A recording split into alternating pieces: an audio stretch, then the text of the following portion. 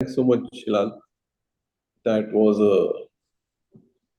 a great journey and a great scholarly way of looking at this issue that you have looked at. Um, and I'm really thankful to you because it's not an easy explanation that one can provide to this very difficult and a bizarre kind of situation that we are in. To be able to understand that, to see all the conflicting issues that come in from both from within and outside is always going to be a big task. I just go over uh, to the to those who are here listening to this presentation. May I first get in Mohammed? Mohammed, can I have your comment or your question? Sorry, Amir bhai. Yeah, I hope I can hear. I hope you can hear me. yes, I can. Thank you. Professor Hilal Ahmed, thank you so much. This is a very interesting and very top pertinent subject. And the reason why I'm saying this is because a while ago, about an hour and a half ago, I was having a discussion with a colleague of mine about the perceived uh, increase in religiosity of Muslims, and I was grappling with that question for quite a while, and in connection with the Pew survey and the other report which you pointed out, I think that sheds a lot of light and throws a lot of light on the subject in particular. I could not hear portions of your talk because I was I'm in office at the moment and I was dealing with other things. But in connection with the Tabligh Jamaat, which you spoke about, and you described them as, if I'm not wrong, and please do correct me if I am wrong, you described them as somewhat a dominant, strain of Sunni Islam. So I was wondering how you have arrived at that, and given the fact that there are many other this, as you already know, a lot of diversity, and there are there is Barelvism, there is Hanafiyat itself has a lot of interpretations and organizations which follow Hanafiyat. So I was wondering how this happened, as in how you would quantify that. No. I just said, let me just clarify what I mean. I just said that it emerged as the most dominant form of religiosity, meaning dominant meaning that now people actually start displaying that form of religiosity as if that's the only way by which Islam can be understood. So this is what I said in relation to Tabligh Jamaat. Statistically, we do not have any data to prove that this is Tabligh Jamaat is the most dominant or the that's the most dominant form in which Muslim follow that's that particular type of Islam. But the manner in which it is displayed, it emerged as the most dominant form. And in connection with the, and again, please correct me if I'm wrong. You said you used the word, disintegration or of the Tablighi, eventual disintegration of the Tablighi Yeah, Jamaat. obviously, because at one point of time it was a network of it was a loose network, loose in the way that you have state markers, etc. But the central markers was some way or the other was linked to all the state markers. Now the central markers is way before that Corona thing happened when markers was actually locked up. Way before, or I think 1 year before that, there were two fractions, and these two fractions established their two different markers. So disintegration obviously has something to do because now I don't think that we have got anything which is called a reform movement among Muslims, because the idea of reform is completely gone among Muslims. So Tablighi Jamaat obviously emerged as a kind of reformist movement, but after some time, it established itself as a sect. How would you? I'm sorry if am I taking too much time, Amir bhai? No. Go ahead. Go ahead.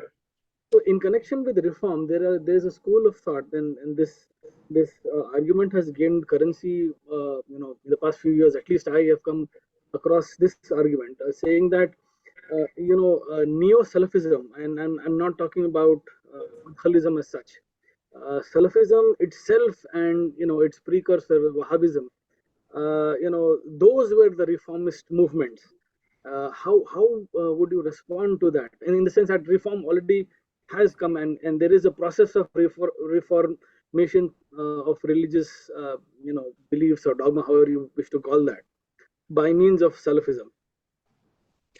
It is an important question, but let me clarify one conceptual distinction between, say, reform and critical thinking. The scope of critical thinking among Muslim communities has increased tremendously, but that has not yet led to the idea of reform, because reform has got two things: critical thinking and social action. So the social action possibilities are reduced, and especially in northern region. Southern India, especially in Telangana and Kerala, because they had a tradition of organization making even before the advent of Kerala's establishment, or even before the during the time of Nizam. So there was obviously a social action was a possibility to happen. That possibility was very limited in North India. So obviously there is a very interesting disconnect between two things.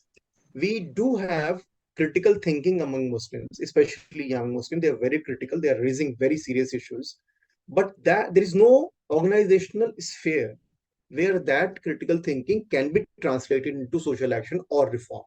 Now, this is linked to what you just said about Salafism, the debate on the new Salafism. Now, Salafism is a highly misunderstood terms in the Indian context. So, on the one hand, we have Ahle Hadith. We sometimes, relate Ahle Hadith directly to Wahhabism, which is, in my view, completely strange. Absolutely. So, if you look at to the triple talaq debate, and not merely now, but look at the triple talaq debate from the perspective of Jamaat al-Hadith in India, you find that they have been, directly opposing that for a long, long time. Even if you go back to the internal debates in Muslim Personal Law Board, you find that they always took a very radical and critical stand on that. Now, it is again a question of translating critical thinking into social action. And that's why we do not have any space. Thank you. Thank you.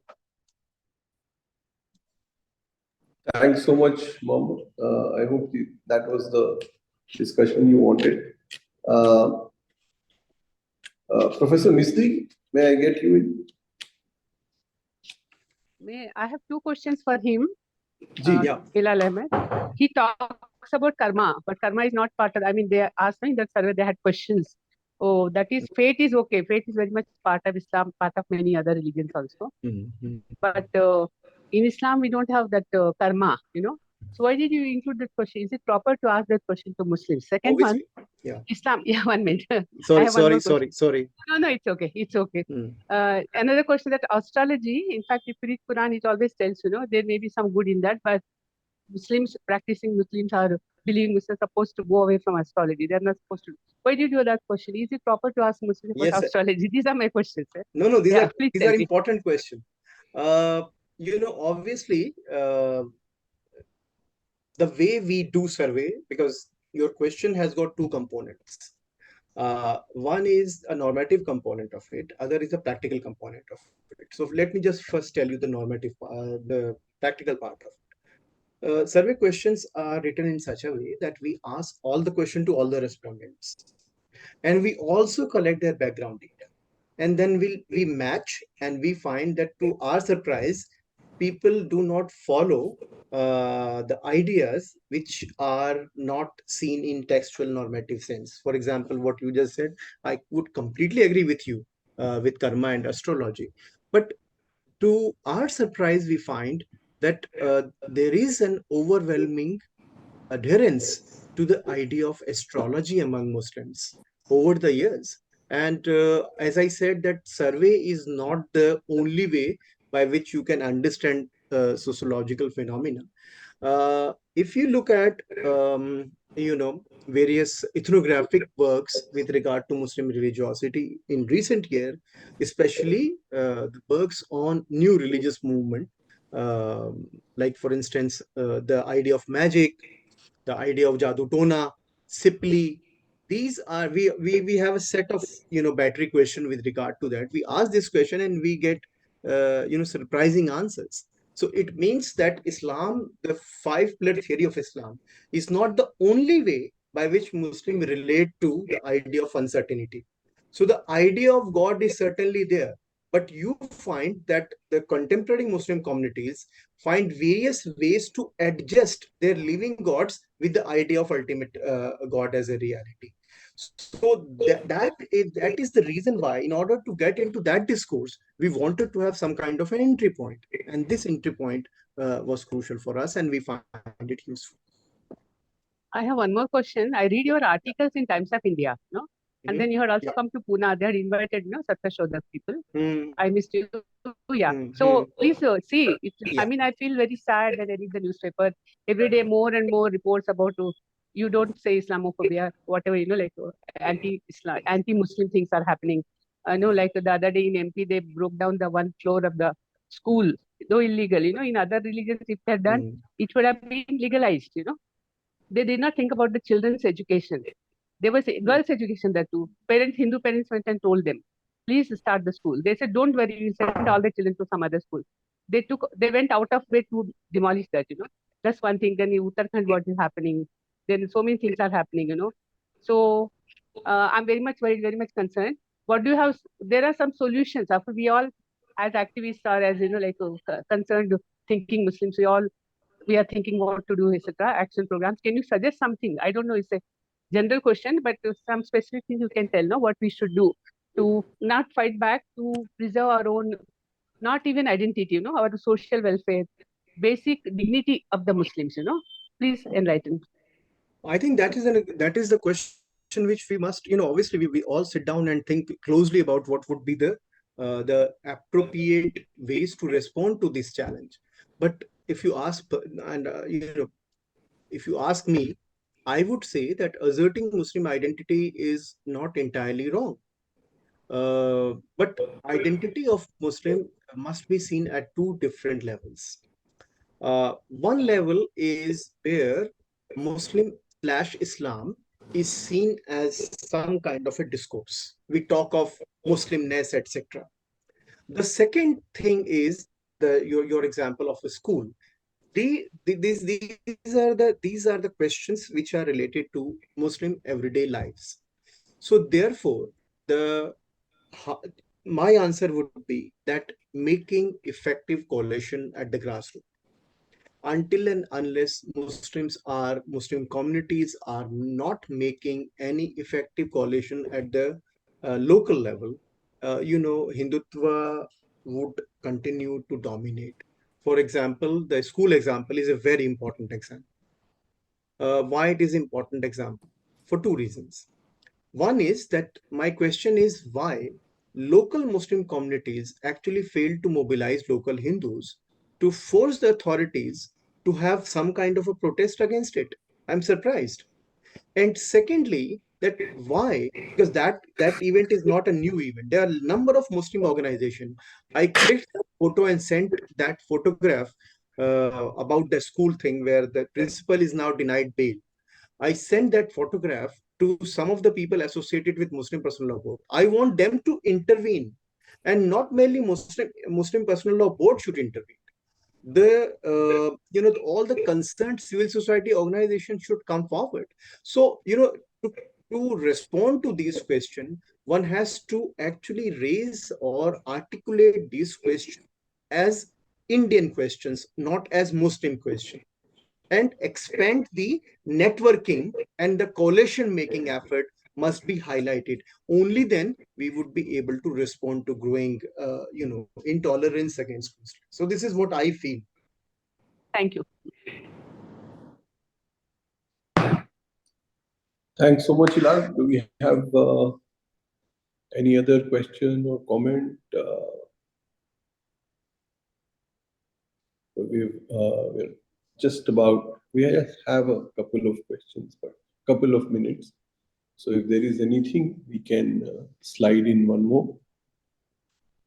But if not, then thank you very much, all of you, for having joined this really scintillating look at this very complex issue that we tried to get Hilal to write out in a paper. And as I said, thank him enormously for having done that for us and for continuing to do it to almost on a daily basis. Hilal has been very prolific over the last few months, particularly both in English and and he started writing in Hindi too, which is an audience that is 20x the number or more. So, and we need that. We need the outreach to people who will not read English, and that's a very small number. So, thank you all, especially for having joined this and taken this opportunity to hear a really scholarly piece of work. And we will get back to you with our next session as soon as Samar's paper, right? Yes. All right. So Samar Harlankar is another one of our most eminent journalists who's been writing on this issue for several years now. He's written this really awesome piece on what the challenges that Muslims face today. So, well, thank you so much, Hilal. Thank you. Thank you. Thank you, Amir bhai. Thank you. Thanks a lot. Thanks. Bye. Bye.